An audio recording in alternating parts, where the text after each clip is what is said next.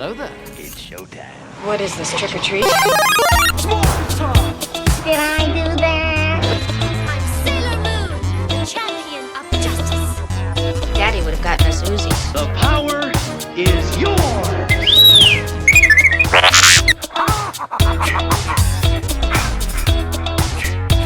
My name is Grace Jones. Thundercats. Power of 3 will set us free. Power of 3 will set us free. Power of 3 will set us free. There's no more room in hell. The dead will walk here.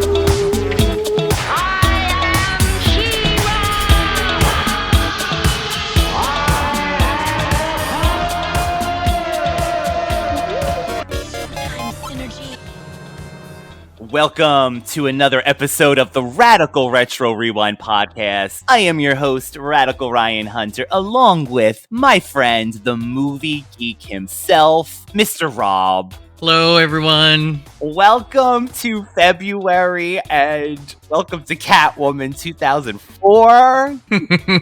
We did it. Series finale. This is the last movie. Oh, no. Honestly, I'm kind of terrified of my opinion of this movie is not going to be the grain of what people probably expect, but a great podcaster once said, there are no such thing as guilty pleasures. Be proud of your taste in movies. And so that is what this will be today. But Rob, before we get into Catwoman, you sent me a clip of the new Saved by the Bell the other day. Okay, yes, we're talking about this. Okay. I couldn't believe what I saw, and it was an amazing way. Can you please describe the scene that you sent me from season 2 of the rebooted Saved by the Bell? So it was the one focusing on Jesse, right? Yes. Okay. So I can't remember the exact event. They were at some fundraiser or fair or something like that, and everybody had like these booths set up. Oh, it was career day. That's what it was. And there was Jessie, who had recently announced that she is officially divorced from her husband from season 1, and that she's single and she hasn't been dating, yada yada. There was a booth by her hosted by a fireman, and the fireman was checking her out throughout the whole episode. And so the girls encourage her to go over there and say hi, but she's so out of practice from dating, she doesn't know what to do. And so Kelly tries to get her to channel a time where she was like ambitious and taking risk and, you know, doing a lot of like badass things. And so she says, oh, well, there was this one time that I was in Vegas, and already I was like, oh Lord, here we go. And so with that, they were like, okay, channel that, and Lisa's gonna hook you up with some new clothes. And so by the time we get back to her scene, she's all dressed up in this cowboy motif. And then she is standing there ready to approach the fireman, and she does this signature move from Showgirls, and she looks exactly like her character. And she goes over there, and because it's a fireman booth, there is a pole, and what does she do? She does pole dancing, and it's just reminiscent of Showgirls. It was the best thing ever. Long story short, she messes the whole thing up. She ends up like accidentally kicking the guy or something. I can't remember. Yeah, the kick at the end sent me over the edge. It was hysterical. She didn't mean to, but she was really into her character. And so Kelly and Lisa go and grab her, and they were like, girl, what is your problem? Why are you so rough? And she goes, you told me to channel Vegas. What did you do in Vegas? I only knew. Yeah. But she then like mentions while she was talking to the fireman, she was like, yeah, I don't really show that side of myself hardly ever. I mean, I got really into it. I almost pushed this girl down the steps and almost killed her. Was the best thing. I just love that she is so cool with, like, you know, reminding us of this character that is such over the top. And it was just such a funny scene, and good sport on her to still cater to that type of like feedback from a movie like that, because it is off the walls bonkers. So if any of you guys don't know what I'm talking about, Elizabeth Berkley, after Saved by the Bell, did a film called Showgirls, which is a huge cult classic. And because it's done by a woman who is just so PC and PG from TV to go from there to Showgirls is insane. And it's another movie that was critically panned at the time. But when Rob sent this to me, and by the way, I got to see lovely Lisa Turtle. I'm so glad that they have her back for more episodes this season, it seems, right? Yeah, I believe they showed up twice this time, but the gang actually is a part of the storyline. So you actually see Zach, Kelly, and Lisa a little bit more than we did in season 1. Especially Zach. Zach is actually a part of the storyline this season, so we see him a lot. Yeah, it's funny. I like season 2. And it got picked up for season 3 already. I know, so good job. I mean, I remember when we did the review of the pilot. So my God, the fact that it's going on its 3rd season, congratulations to that. Yeah, I agree. So before we get into the movie, I have a little game that I got to debut on our comeback episode with David. And it would not be right to start this new year off without asking you, Rob, to play Radical This or Retro That. Radical This. Retro That. Okay. The first game that we have, which is basically this or that. Okay, Rob, right off the bat, Elf or Harry and the Hendersons? Do you have a favorite out of the two? It's Harry and the Hendersons. Golden Girls or Designing Women, which Rob recently rewatched all the way through. I watched both of them, and clearly anybody who chooses Designing Women should. Yeah, no, it's the Golden Girls, and it's not due to recent news. Unfortunately, Yes. It has nothing to do with that. Designing Women was not a progressive show at all. It was very bad, and I watched it all the way through. It had moments, but no, there's no way anybody's gonna choose Designing Women over anything. Pee Wee Herman or Ernest, which we might have discussed already, but yeah, I gave you this one. Honestly, am more loyal to Pee Wee Herman, but that's just due to exposure. This one is very half and half for me because they are both so funny in their own way. But if I did have to choose, it would most likely be Pee Wee Herman. Random, I'm throwing it out there. Ricky Lake or Sally Jesse Raphael? Is that really you should have said... I couldn't think of on that. No, you should have said Ricky Lake or Jenny Jones. Jenny Jones! Because they came on... I think they came on right after one another. And Jenny Jones was my jam. But I mean, Ricky Lake as an actress as well. I've seen her in so many projects, especially in one of my favorite movies that we will be doing this year, Serial Mom, on my podcast. So yeah, it's Ricky Lake. Sabrina the Teenage Witch or Clarissa Explains It All? Clarissa. I don't even have to think about it. Agree. I like Sabrina, but no, Clarissa was everything. Martin or Living Single?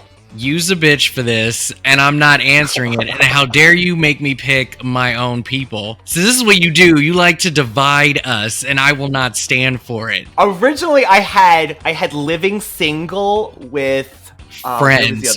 It should be Living Single and Friends. There is a huge theory out there that Living Single, not necessarily inspired Friends, but was definitely we need to get our own version type deal, because Living Single was pretty much the same thing. And better. I watched Friends. I was loyal to it when it came on. I was there every week. I had my favorite characters. I still love some of those actors to today. I'm not gonna knock it. It was good, and I got what I needed when it was out. But if you ever ask me to rewatch that show, probably not going to happen. In fact, I am on my 3rd rotation of Living Single today. I'm still watching that show. Oh, this is on point. Okay. Yeah, perfect. I'm still watching Living Single. But here's the thing. Martin was just dropped on Paramount, I think, or Peacock. Crap, I can't remember, but they finally dropped the series to be streamed, and I am so excited. I own the whole series, but for some reason, damn my DVDs. Yeah, they're not working in my player right now. Rob has this series, and the DVDs won't work. I remember this. It's terrible. So I'm glad it should be streaming though. Everywhere. I haven't watched it yet, but Living Single's on Hulu, and I've been watching that forever. I'm actually gonna go with Martin though. I think Wow. Martin is funnier, but see, it's funny because Martin, both series really went downhill towards their last seasons, and then there was the controversy with Martin and Gina or Tisha Campbell. But Martin, I will laugh to crying on, but Living Single is so good. But yeah, Martin has always been sort of my number one. Okay, what about the Bradys or the Tanners? Okay. Well, the Tanners are more my generation. So, I mean, if you're asking me about show... What about movie Brady versus... Yeah, I can't really compare the two families, but I would say that I would probably like the Bradys more than the Tanners, to be honest. I haven't seen all of the Brady Bunch, so it would mean that I would have to watch them. Ooh, Sister or 227. Both How Jack is this A. Harry, okay, you're starring vehicles. You can't. Oh my God, these two. You can't put those two together. Again, generational differences, but I mean, sister. I haven't seen 227 all the way to pick. Some of these shows are hard. Some of these shows are hard to pick. I'm like, sisters at the time. What would you equate sister to? Probably Boy Meets World is what I had originally, and I was like, no, not really. You can do sister with like. No, I'm sure there would I think any family sitcom, like maybe even Family Matters. I think that would be a nice equal thing. I think that would be a nice equal thing. Or you can just choose any of the Olsen twins series that they had. But again, my jam was Two of a Kind. That's the show I watched. Two of a Kind. Oh my God, that is actually probably the perfect equation to this answer. Ooh, that might have to be the new one, actually. I like Two of a Kind. Two of a Kind was funny. Okay, Brittany or Christina? Brit. Pepsi. Next. I mean, there's no question. There are Christina fans, but no. Batman or Superman? Batman. Scooby-Doo or Garfield? Talking animals. Okay. Scooby. I mean, it's a horror show. Garfield is not necessarily in the comparison. Horror of can't stop eating. Care Bears or Gummy Bears? Good one. And I'm going for Gummy Bears because of that awesome theme song. Yeah, I gotta say for the theme. Although Care Bears was a thing. But yeah. I wish that Care Bears made, not Care Bears, I'm sorry. I wish that Gummy Bears made a movie because Care Bears got their whole franchise, but Gummy Bears never made their thing. Now, what you could have said was Gummy Bears or Chippendale. Well, what about the Smurfs or the Snorks? Do you have a preference with that? I think Smurfs I will give more respect to than the Snorks, but again, Snorks had the theme song. I love their theme song. Snorks. Love their theme song. No, I would pick Smurfs. That show was deep, and people just still don't understand. The Muppets or Fraggle Rock? Ooh, well, the Muppets. Tiny Toons or Looney Tunes? I didn't do Animaniacs. Looney Tunes. Okay, what about I have Roseanne or Married with Children? Married with Children. Do you have any preference between the Kool-Aid Man or the California Raisin Man? You're funny. California Raisins. I did love that they sang. The Kool-Aid Man just broke through the wall and destroyed things? Well, he's hilarious on Family Guy, so he's still working. Roundhouse or You Can't Do That on TV? Roundhouse. Boy Meets World or Home Improvement? I guess they kind of go together. I would say Boy Meets World. I agree. And then a few more just to wrap up. I have Mad TV or In Living Color, which David couldn't answer, but really? Oh, I think he ended up saying In Living Color after, but he did love Mad TV. Gotcha. No, In Living Color. I think there is a heavy loyalty to Mad TV, though. I see a lot of people always reference Mad TV over. It was more mainstream, I think, Mad TV than In Living Color. Maybe that's why people quote it more, but one without the other would not be. I can't see Mad TV being without In Living Color. No, In Living Color was a lot of things for me, so yeah. Buffy the movie or Buffy the TV show? The TV show. And finally, Prue or Paige from Charmed?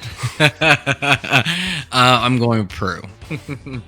Out of all the shows that she has removed herself from, given her particular behavior, I honestly have never looked at her bad or strange or negatively over Charmed. It's just never, I can hate on her for being evil and just a downer on 90210 and whatever, but like Charmed, it's never been that way. I have the utmost respect for her and what she did and what she could do as far as she could. So the role of a century for her, I think. That was her role. Yeah. Well, Rob, that was that first game. We're in the kinks, will be worked out, possibly tweaked, but I wanted to give both of my beautiful co-hosts the game first. It all started on the day that I died. If there had been an obituary, it would have described the unremarkable life of an unremarkable woman, survived by no one.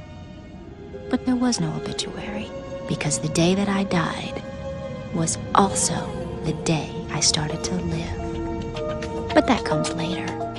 Radical Ones. When this movie came out in 2004, it was the year I graduated. I saw this movie 3 times. Wow. Wow. Okay. I saw it once with another Ryan Moore, if you're out there. I went to see this with you. I liked it so much, Rob, that I told my mother, who is a Halle Berry fan, she would love this movie. So we went to see it, and she really did like it. Oh my nice. And then I ended up seeing it a third time, and I don't remember with who. I might have even gone myself. I might have even gone myself. This was like, we had a movie theater right up the block. Let me just ask you, did you go to the movies to see this movie? Oh, of course. I mean, okay. I'm a movie person. Like, I was gonna say you are a movie person. Of course, I'm gonna go see this. I mean, I wanted to support Halle Berry. I knew her from many films around that time, and who didn't love Catwoman? I was very curious how she was gonna portray her. However, I wasn't really too knowledgeable about the black Catwoman, and the only one I knew of was Eartha Kitt. But I was really too young to really be like, oh, she better be like her from the '60s. It was more of like, let me see what they do with the black Catwoman. Why not? So yeah, I was curious. I went. I always believed it was just the same Catwoman, and it was nothing. Like literally, right? It's just Catwoman. I would have to do research, but I'm sure you're right. I don't think they were that specific and they were colorblind. It's funny that character was the only one to get switched out. I don't know if it was a scheduling thing or I think they didn't switch, right? Did one just do it and then the other one, or did they always go back and forth? I can't remember. No, I think she left it because there was one in the movie too that was a different, like the Batman 60s movie that was completely different. That wasn't Newmar? No, that was even another one. Oh, I didn't know that. I thought that was Newmar.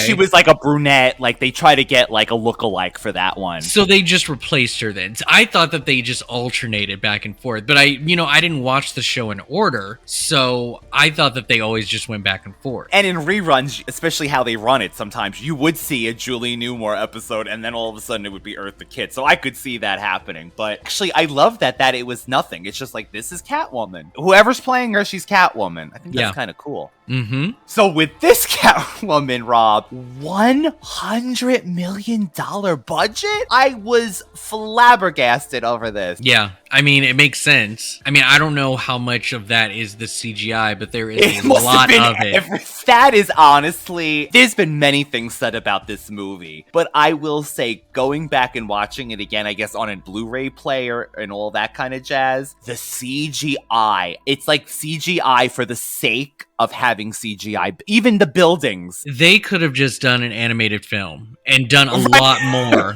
with animation than trying to mix this whole it's just really sad the way that this turned out with the effects. It just makes no sense. I don't even see the point in having Holly in this movie because she was barely in it. It was CGI, right? Every time. Yeah, like I can understand a couple of moves when she's jumping around, but like the literal fighting, that should not have been CGI at all. But I mean, it called for it based on her acrobatic moves and the things that she was doing. But you saw Michelle Pfeiffer. She didn't have to do all that shit to like kick ass. Recently, they released a behind the scenes of her whipping the mannequin heads off, all her. Ooh. And she went through training to do that. So, I mean, again, I don't know where this 10 million came in, but they could have, got Holly to fight a little bit more. And I don't know. It's just weird that they chose this route. I will say when they do show her, she always looks like a golden goddess. They seem to give her this glittery look. Yeah, they like sprayed her with Axe and Oh Axe and Windex mixed together. And then they just called it a day and had her just walk the runway for 90 minutes. I mean, she looks gorgeous through this entire movie. She's beautiful. Well, and that's the thing. I think that was the whole point of the director, is that he wanted this very adult, sultry looking Catwoman. And they focused so much on making her beautiful that they forgot everything else, in my opinion. Yes, you're right. So the director is this French director that just goes by Pitoff? He gives me Mick G vibes, or almost like a music video director. There's a lot of cuts in this movie. Oh, so many editing cuts. But it's due to the choreography because they couldn't hide the fact that they had a choreographer. So it was just cut after cut after cut, which was also a little annoying. I mean, we're jumping all over the place, but there's one point when she becomes Catwoman and she goes to that nightclub, and there's so many cuts in this scene. I can't tell you. It's like every second, cut, cut, cut. I mean, it works, I guess, with there's like a flashing light, so it kind of masquerades it. But let me just say right off the bat, too, Halle Berry's character of Patience Phillips, she has the most cliche girlfriend / coworker in this movie that is the thirstiest person you have ever met in your life. Alex Borstein. I was gonna say, yeah, Mad TV. Family Guy. Her character, though, I could not take this time around, honestly. Really? It Interesting. Was so over the top. She just got out of the hospital. First thing she's worrying about, who's having sex, who's not having sex. Did she call the detective up? I get it at the time. It's supposed to be funny. All these years later, it's just so cheesy. Yeah, you see the problems with it, and there's definitely room for improvement. I'm not going to say that they didn't try or that it was a cash grab. I think that this director definitely believed in his vision. He got into it. Well, the biggest thing is that they didn't want to copy Michelle Pfeiffer's. Like, he showed the respect that is a very unique Catwoman, and that he wanted Holly to create her own persona, her own characteristics, a completely different version to show the many sides that Catwoman could be. So I get what he was trying to do. It's just he made it cheesy as fuck and decided that her sexiness and the fact that she was so like liberated, that he confused all of this with freedom, apparently. Right. And it's just a very weird concept to be like, oh, I can walk around in this outfit and I don't have to worry about like what people say because I'm doing it for me. Like, that's very liberating. But when you focus way too much on that, it's like she's choosing freedom. She's choosing like, I don't want to follow rules. I'll be bad when I want to, and I'll be good when I have to. Things like that. And that all that makes sense. But the way that it's projected and executed is that she's like, I don't ever want to wear a pair of pants in flats ever again. I don't ever want to like not cover my belly ever again. Like, that's freedom to me. How dare you conform me to clothes, like. But that's the other thing. I don't get it at various points. They make it almost like she becomes Jekyll and Hyde, that she doesn't remember what happens the night before in the beginning, right? So it's kind of like every time that she does this Catwoman thing, she'll wake up and she'll find the jewels that she on the bed. I wanted to ask you about this. This was a really big issue for me that I was paying attention to in this film, was the fact that it seemed like a different persona was taking over. Yes. And I thought it was her the whole time. And I don't get why. Like, I understand that she died and came back to life, but if she can't be herself and find confidence in that, instead of just giving it to someone else, quote unquote, to do it for her, I don't understand how growth that is. Does that make sense? 100%. So I say this with a little hypocrisy because this plot is very The Mask. And I just reviewed The Mask on my podcast, and it's sort of the same thing, but it's ambiguous, right? We don't know how much of it is Stanley and how much of it is The Mask. Well, with this one, like, I think every time he put it on, they blended more, but the director decided to give her sort of this memory loss to where if it was Patience, she would not have done this at all. And I would rather it have been that it's been inside Patience, but she's hesitant because of her social environment, the rules of the world, everything that's pushing against her that you are not to do A, B, and C. And she finally lets out what she already had inside her, which I think is what they did, but they gave her memory loss. Like, it didn't seem like anything was her choice. So was it the id? Are we dealing with another id again? You're exactly right. And at one point it seemed they just forgot that whole subplot, and then she just remembers every time that she becomes Catwoman. So it's very confusing. The duality of it all, right? And this is what makes her an anti-hero, because she can choose to be evil the whole time or good. You know, Patience, I guess, has that. Okay, so I'll tell you this. This is what I enjoyed. I loved that she went out and robbed all the jewelry, and then she woke up and as Patience gave it back and said, "I'm sorry." Oh, left cupcakes? That was adorable. The cupcakes was very on point to her brand that was created for this movie. I liked that, but I still feel that it should have been her the whole time doing it. Like, oh my God, I can't believe what I did, but I thought it was so good and I loved it, and then returned it instead of like, oh my God, I don't remember doing this, I'm taking this all back. Like, that to me is not what I wanted from this Catwoman. And the way they set this up, they dress Halle Berry in these frumpy outfits, right? They're trying to make you think that this woman is not beautiful. Not that she's not beautiful, but she's not sexy. So I will give them a point for this because this is the most used trope ever, and they're still using it to this day. It's true. We talk about this with Wonder Woman's Cheetah. They made her a very 80s cliche, and yes, the movie took place in 80s, but it's not a callback to me. It's just lazy because nerds, I think, are in now, and I would totally be with Patience the way she is. And she's a loving person. Our hottie of the day, Cop, was interested in Patience. She didn't need to be anything but herself to get the man. And so, not to say that that was the whole point of the movie, but it's like people are attracted to people who look like Patience, who act like Patience, and they don't need some thirsty woman like her bestie at work. And it's just the idea that nerds don't, because they don't have sex appeal, that they have no chance of getting a man or going on a date or feeling confident is just so weird. Benjamin Bratt's character of Detective Tom Lone, I think is Detective Tom Lone. I love that he enjoyed Patience for what she was. And a matter of fact, he was almost turned off with Catwoman with her sexual advances to him. And he's like, no, I'm into somebody. Yeah. So I'll say that Halle Berry's character, she was a little too shy for me. And I think a part of that was a little bit of the acting and the delivery of the character. I don't know exactly who to point fingers at with this. I mean, as an actor or an actress, you do what you're kind of told. You do have some pull and maybe a few opinions and say, but at the end of the day, it's up to the writer and director. So I don't know, but I will say that after waking up from death, initially, she didn't even know who she was. And I don't know if it was, again, like I said earlier, if it was her id that took over, no memory of the previous night. And I guess, you know, when people wake up, you know, from dying, I understand like that initial reaction. It's just like, what's going on? But it was the cat-like symptoms and characteristics that really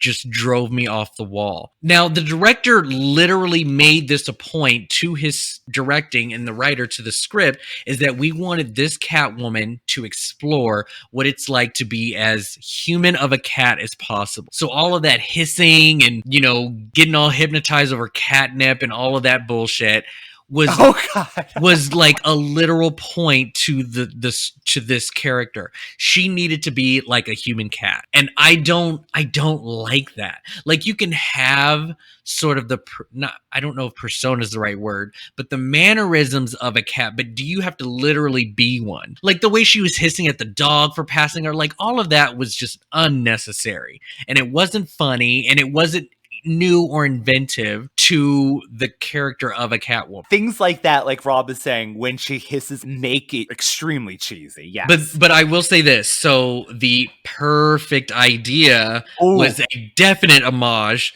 to Eartha Kitt. I love that they put that in there. Oh, good. And she does it so good. She did it very, very well. You boys thought you could come in here and steal all these beautiful things?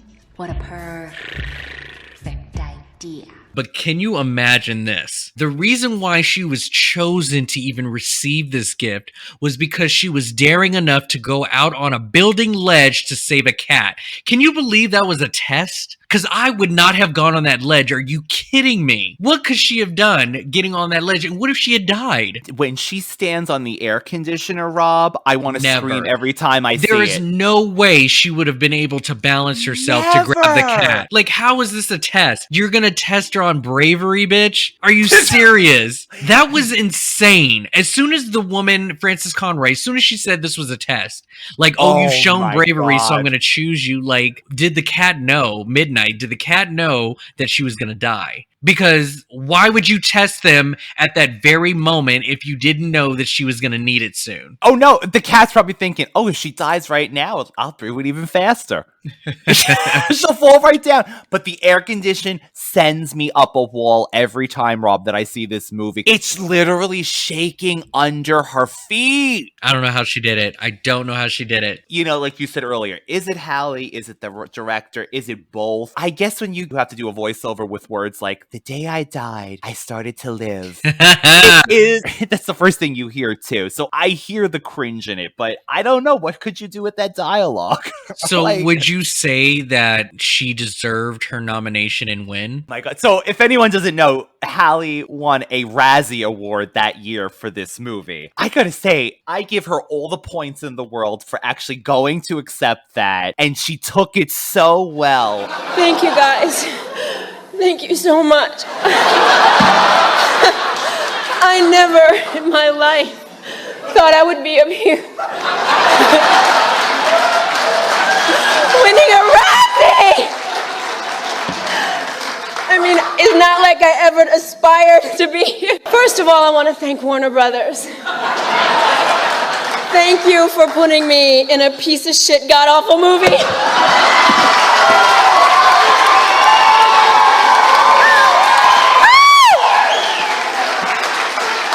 You know, it was just what my career needed, you know? I was at the top, and then Catwoman just plummeted me to the bottom. Love it. It's hard being on top. It's much better being on the bottom. I mean, we know. Didn't she win an Academy Award the year before this, or right around the same time, too? Exactly. So, well, here's my thing about this, right? I didn't personally like the acting. Does that mean she's not a great actress? Absolutely not. Here's the other thing, too. I found her performance in X-Men to be worse. Oh! I mean, if we're gonna X1. Now, if we're gonna nominate anything, it should be on that performance. But at the same time, she was given a lot to do, and if you're doing the job that's given to you, this is exactly what it would look like, and that's exactly what she did. So, case in point, when she breaks up the party. Now, I know that we are 4 a.m. I know that we're reviewing this movie, but I have to say that I love the fact that a woman from across the building is having an issue with this and not one other person gives a damn. Exactly. That was the weirdest thing, how she is the only one who has an issue with this. So she breaks up the party, right? She comes in, she does her stance, she's doing her cat-like poses, she's, breaking the speakers. I found that to be cheesy, especially the way that she kind of barged in. But when she put her foot on him and was like, keep it down and all, like, I loved that. I liked her acting in that. That particular moment, I enjoyed watching her get the upper hand to this guy. Did you recognize the guy, by the way? No. So that's Christopher Heyerdahl. He is mostly famous for Twilight as Marcus, one of the Volturi, True Blood, Smallville, and the 13th Floor, Afraid of the Dark. He was the elevator conductor, and he was your Nosferatus in Midnight Madness. I need to go back. All I remember from that scene is her taking the beer, whatever that is, and using it as a whip. And that cat pose. But damn, okay, I'm going back now. But that was him. But I mean, there are moments where I think she shines because she's delivering what she should be with the character. Do I wish Patience wasn't as shy? No, but did Holly do good at it? I think so. I find her likable. I don't know if that's because I enjoy her in real life as well, but I liked her really as Patience, but it was very over the top cliche. They're trying to show how mousy this girl is. So it doesn't do her justice. Honestly, it shows range. Look, she goes from this to it's a walking sex machine. Yeah. So, I mean, you are playing two different characters with that. I will say, Rob, with the death scene that you were saying, that had to have been a Batman Returns callback with the cats around her, right? They don't eat her or start nibbling on her like they do Michelle Pfeiffer. Well, I think that's how it goes. You know, they even went even further. Did you notice that, you know, when the tide went away, that looked like a sacrificial, like, stage? Yes. It was perfectly round. It just seemed like an altar. The way that they kind of came around and like gave it to her. So yeah, no, they're both the same. I don't know if it's a callback to me. I think if you were to do anything like that, it would require all those cats to kind of just like do the whole 9 lives thing. It's those stray cats that always come around. They ain't giving me no 9 lives. I'm waiting. But it's some extra oomph in my step. We did get the Michelle Pfeiffer cameo in the form of the photographs when Patience does the classic, I'm going to Google search my thing. And then she finds out that Frances Conroy from American Horror Story, which I completely forgot was in this movie as the cat lady. Didn't. No, yeah, she's the biggest thing that I remember from this movie. I love that she did this. It's so out of place, but I love it that she's in it. She shows her that there are previous cat women, which I enjoy, and we see Michelle Pfeiffer. Now, supposedly they had callbacks to other cat women in those photos, but I didn't see Julie Newmar or Eartha Kitt. But I've heard over the years that they were in there. So, what do you think of the history that this is? I guess not a generational thing, but there's continuous Catwomen. They decided not to erase the Catwoman from Batman Returns. They decided to make it a continuation. Mm-hmm. And I can respect that. I don't think there was any other way that you could have done it. And to explain that Catwoman is no longer white, which is what they originally wanted to do with Ashley Judd. I saw that, Ashley Judd. So that would explain why she's black this time. So I like that they didn't put a person of color into an already established white character, that they made it her own, and they established that there are many of them. So they can do this, plot as many times as they want without having to replace anyone else. Michelle Pfeiffer turned this down, as well as Tim Burton, to do this because they wanted a more of an adult sort of like direction with this. I don't know exactly what was so adult about this, except for the innuendos of a lot of like thirsty sex like moments and camera angles or whatever. I mean, case in point, her shaking her ass during basketball in front of all these kids. I guess that's considered adult, but to me, it was just a very cheesy PG-13 like thing. There wasn't like a sex scene in it. Nobody was cursing the nines throughout this movie. I don't know exactly what was so adult. This was a Cartoon Network level with maybe some sexual innuendos or whatever the hell on top of it. But it was just straight up porn. It was just straight up porn. This basketball scene was straight up porn. That just, again, the camera angles with her playing basketball. Like, I was just like, what is the point? When she jumps to the hoop. I love it. But as far as the history, I think it's nice. It opens up all different possibilities. I just wish they chose a different route for Halle Berry's Catwoman. So Rob was saying this. It said Warner Brothers was developing Batman Forever in June 1993. A Catwoman spinoff was announced. Michelle Pfeiffer was cast to reprise her role from Batman Returns. Tim Burton became attached to direct. Then Burton was unsure of his plans to direct Catwoman. 1995, the same day the Batman Forever was released, they turned in a Catwoman script, and then Pfeiffer, like Rob was saying, they ended up turning it down. Development hell for years. Ashley Judd, Nicole Kidman, which was funny because she was already in unless they were going to spin her off into she was going to become Catwoman herself. And then Halle Berry. I didn't know this. This was the film that she did after Jinx. Her James Bond spinoff was canceled. Now, that's what pisses me off. I would have loved a Jinx spinoff, and they do this instead. Yes. Well, I guess, like you said, this was an original, different Catwoman. But yes, an original character. The woman is capable. She is so capable, and they do this to her with CGI. It just irks me, because I think Jinx would have been a very nice, turn of events. In fact, I don't think they've ever done a Bond girl spinoff on anything. Been amazing. To been able to break that barrier as a person of color, I was so angry they didn't come out with this. But here's the thing: I didn't like Die Another Day. Didn't like it. Just wasn't one of my favorites. It wasn't one of my favorites either. But I like the character. Yeah, I like the character. Yeah. I'm so mad that this was not chosen, but okay. Sharon Stone plays the villain in this movie. What do you think about this character? And honestly, it's cheesy, but it makes sense that this character would be indestructible because she's using these terrible toxic cosmetics for years, and I guess it makes them sick if you don't continue using it and you start to become zombie-like faces or whatever. So this was something new that I had noticed as an adult that I didn't really grasp as a kid, and I actually really enjoyed this villain and sort of the storyline or overall theme of this movie, which was beauty, right? Mm-hmm. Being young, still staying in the spotlight, women having their day, their time on top of the hill. You had two women who, in their own rights, was trying to find their way up the corporate ladder, right? Right. Sharon trying to stay on top while Holly was trying to find herself. And there is a definite duality with the both of them, that they were both suffering from the idea of being something that society has deemed not acceptable towards women. And so Sharon Stone is losing her touch. At 40, she's out, even though she still looks fucking gorgeous, right? Well, okay, I gotta say, Rob, though, did you notice, are they editing her face? Did you notice it looked like they almost airbrushed her face in every shot? I wouldn't be surprised. It looked like an Instagram filter before Instagram filters on her face. She looked great, but that's the thing. So she's out at 40. They replace her with the new face of this cosmetic.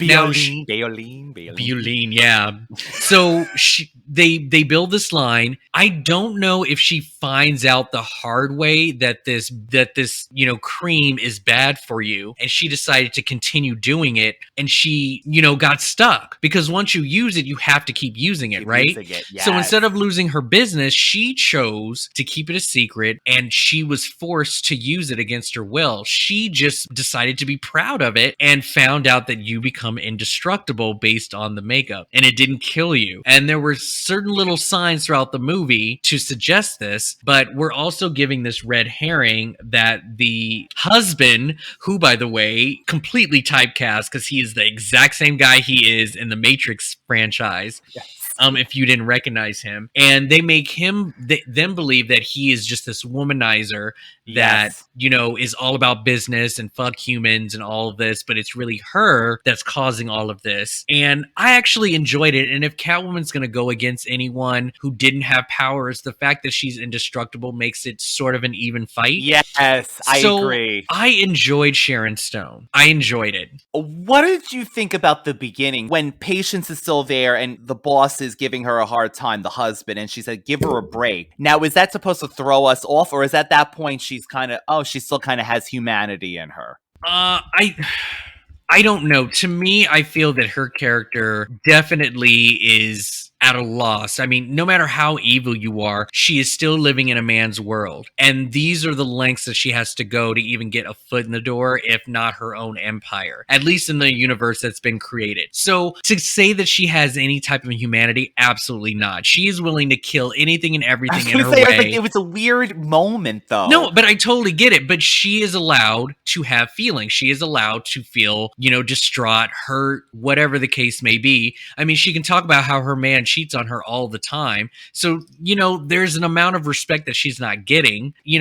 I personally am not using that as a sign of humanity or like, she's forgivable, but it doesn't exempt her from having those human feelings. So it is if you want to say powerful in a movie like this movie, when they're bringing out her old photographs in the business and they're putting up the new younger. Yeah, the way that she stops herself and like is just caught off guard every time she doesn't see her face in the corner of her eye. Yeah, that's really devastating to her. So yeah, I think that was actually, it was done well enough to show that character and why she's feeling this way. So is it anticlimactic, the end of this movie? What do you mean the end? I would say the battle with Sharon Stone. Because when you see a superhero movie, you're waiting for the big ending, the showdown with the villain and the hero. Do you like the way it was just, oh, here she comes, she fell off, we got her to fall off the building and she's dead? Or is that what this movie, basically leading up to this is what we would have to work with as fight scenes? So I kind of like the last battle. I mean, they really were kind of heavy-handed on like, ooh, she's indestructible because she gets kicked and shoved and pushed into everything that is around her.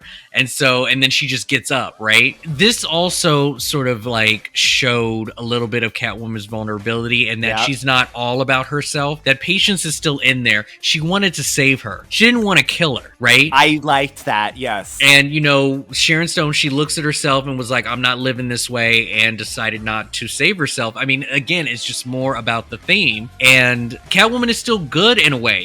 She's what we call an anti-hero, and this was an example of that, is that she wanted justice and not necessarily like power or whatever. Like, she just wanted revenge on the people who killed her. I sent Rob earlier one of the songs from this soundtrack. So I will say it is the most cheesy 2000s music in the world. But can I tell you, I still can't stop humming these. Oh, oh, oh. Like these. I guess this was the theme of this soundtrack. All the songs kind of had this similar beat to it. God, do I love that end shot with the whip and the moon and talk about cheesy voiceovers again. Ooh, sometimes I could be good, so good. And other times, I could be bad. But only exactly how I want to be. Or something. It was like... Well, she needed to go out and find more of herself, visit different areas, and can't be tied down to a man, which is fine. It goes further away from the trope that a happy ending is when you find a couple or whatever. Right. And like her thirsty friend who got the doctor at the end. Her as Patience, is she immediately all Catwoman now? Because there was a point where she immediately let it all in, right? Like she was struggling and then all of a sudden it was like, bam, we're going to do it. And that's when the outfit came out and all of this and the hair. And it was, she was toying with the idea. And then all of a sudden it was like, I'm going to embrace it all the way through. I thought the ending was okay. I think they were hinting on taking her to another location or something. And, I thought it was going to happen. And the movie Silly didn't, me. the movie didn't, succeed. So they tried to leave it open for a sequel and I get it. I don't know. It's just with the CGI and everything. I just don't see the point in this movie if they weren't going to put in the work to make it as realistic as possible. Like, why have her jumping around like a cat if you're not going to have her do it, or at least just less CGI? It was just weird looking. I think on another podcast, I think it was Brunch with the Hollywoos, we mentioned the Catwoman video game that we both played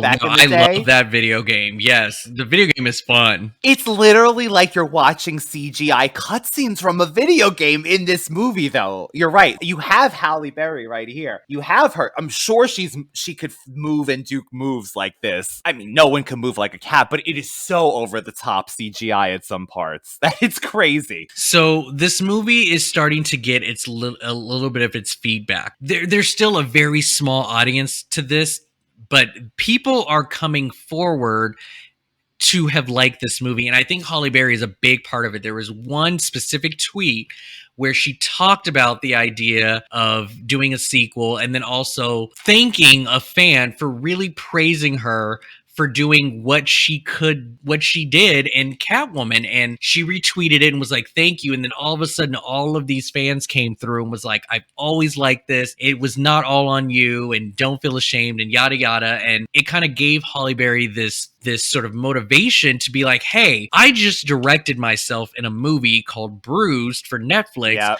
I've gotten the taste of it. Now I know what to do as a director, and I want to direct my Catwoman, how I envisioned her, which I think she wants to pull more of her zest, her attitude, her fighting skill, and action sequences that she did in the third John Wick film.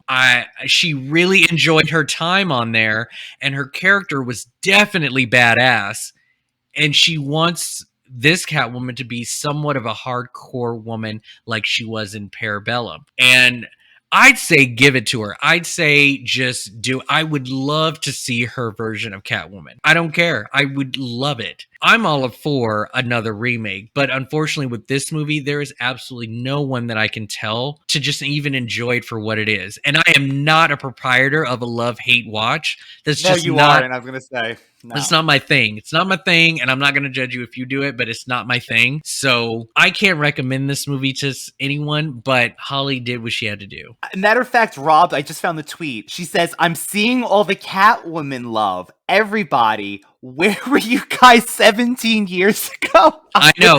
With her the smiling, and, crying face, like that laughing face. Her and Andrew Garfield both are just like, where the fuck were you guys? Yeah. Like, y'all want to hate on me at the time, and then when it comes down to it, y'all like, actually... So what do you think about that? There's multiverses. Yeah, I mean, I think it's possible for her to come back. It's just the geekdom of it all. The hardcore fans are never going to accept this. But look, Holly did what she was told to do, and she pulled the sexiness off to a T. There was absolutely nothing wrong with her. It was just the script that was given to her just didn't really see the potential that Catwoman could have been given. I think it's this director, too. I don't think she made the choices to cut a million times, and the way this director did it, I get it. At the time, the 2000s, my God, we were getting movies like this. Matter of fact, they had the famous, let's speed up everyone in the scene, Ray of Light, Charmed, everyone's done this in scenes. It's a product of the 2000s, 100%. This movie screams 2000 to me. 2000. You know what? I'm glad we got to do this, Rob, because it's been one of these movies that I bought when it came out. I know myself that this is not a great movie by any means of the word. This is not an Academy Award winning movie, but I enjoy it for what it is, and it's fun, and I pray that she gets to do that, because I would love to see what she would come up with when she's in control. This movie gave me Mystique Scandalous. So scandalous. And I will forever mention that. That's right. I will forever be in debt to this movie for giving me that song. I love that song so much. So that needed to be a bigger scene with that scandalous. Yeah, I know. Also, shout out Street Fighter's Ryu popped in this movie. Yeah, he was one of the two guards who, killed her at the plant. Yeah, that was Ryu from Street Fighter. It was. Yes, I'm picturing his face now. And that's another famous scene. They always say, how did she cast a shadow when the light wasn't behind? There's one of these scenes that they find her. But anyway, so Rob, all in all, Catwoman 2004. Would you ever watch this again? I'm going for your movie shelf. I honestly could I would rather play the video game. I'm not bored watching this movie, but why would I watch it again? You're right. Nothing's going to change. But I wasn't bored. I just, why would I watch it? Unless to look at pretty faces. Was it on? What if it was on TV? No. He's like, I'm changing it. Sorry. Well, it's not like I'm changing it. I just have better things to do. There's no reason for me to sit down and actually devote some of my time That's true. to rewatch it if I've already seen it. I would just rather I just make the remake. That's what I want. Just make the remake. Anything would be better than this one, and I would gladly probably watch that a couple of times in my day. So, but not this one. I would too, honestly. I would too. I hope one day I get to see this movie again. I hope I live long enough to see this movie again. It's in the collection, so, but there's movies that I go, why did I buy this? Do you prefer, as we close out, this costume or Michelle's costume? I can't lie, Rob. I think there's something really cool about this Catwoman costume. I will say Michelle's is iconic. It's the perfect word, yes. But neither of them are canon to, the original Catwoman suit. So, I mean, these were both original ideas. I think someone recently, too, did a costume of this singer or something, and she dressed as this Catwoman. I'm thinking Gabrielle Union, but I could be totally wrong. I have no idea who did it, but I think I know who you're talking. I mean, I think I've seen it. Yeah. Which one do you prefer? Oh, the Michelle Pfeiffer one.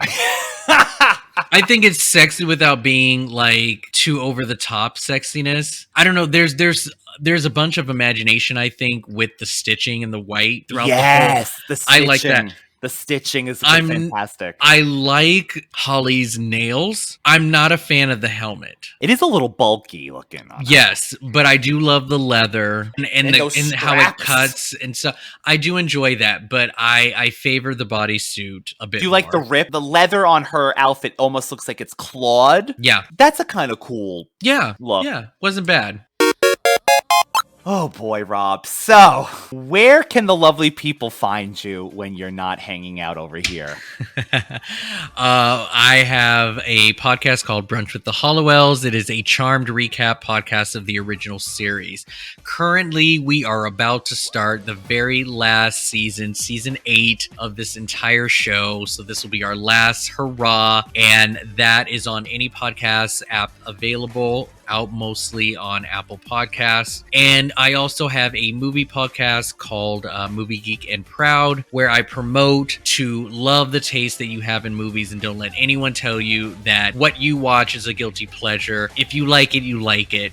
You can currently listen to Ryan and I talk about Madonna's Who's That Girl? Yes. You know, you think Madonna, you think League of Their Own, you think Evita, but... Me and Ryan think Who's That Girl? And so we have a conversation about that. So tune into that, which is also available on most podcast apps.